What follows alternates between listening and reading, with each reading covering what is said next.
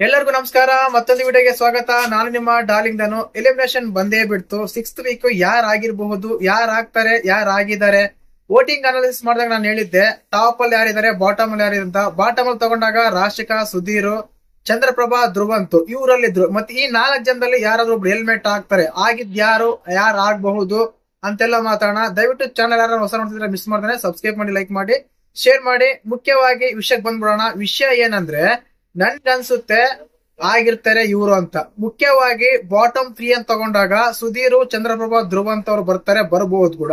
ಅದಾದ್ಮೇಲೆ ಮುಖ್ಯವಾಗಿ ನಮ್ಮ ಧ್ರುವಂತ್ ಅವ್ರು ಸೇವ್ ಆಗ್ಬಹುದು. ಯಾಕಂದ್ರೆ ಹೇಳಿ ಗಿಲ್ಲಿ ನಡೆದ ಜಗಳ ಬೇರೆ ಆಡಿದ್ದಾರೆ.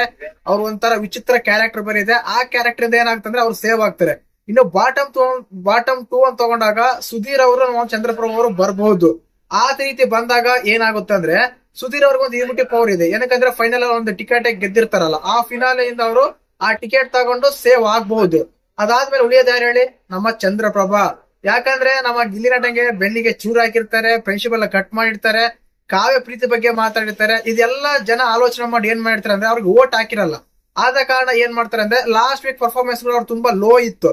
ಏನು ಇದ್ದಿಲ್ಲ, ಎಲ್ಲರ ಹತ್ರ ಒಳ್ಳೆಯರು ಅಂತ ಅನ್ಸ್ಕೊಂಡು ಉತ್ತಮ ಅನ್ಸ್ಕೊಂಡಿದ್ದಾನೆ. ಉತ್ತಮ ಆಗಿ ಕೊನೆಗೆ ಹೆಲ್ಮೆಟ್ ಆದ್ರ ಅಂದ್ರೆ ಖಂಡಿತವಾಗ್ಲೂ ಅವರೇ ಆಗಿರ್ತಾರೆ ಅಂತ ನಂಗೆ ಅನಿಸ್ತಾ ಇದೆ. ಆಕ್ಚುಲಿ ಚಂದ್ರಪ್ರಭು ಅವರು ಈ ವೀಕ್ ಇಂದ out of the Bigg Boss ಅಂತ ಹೇಳ್ಬೋದು.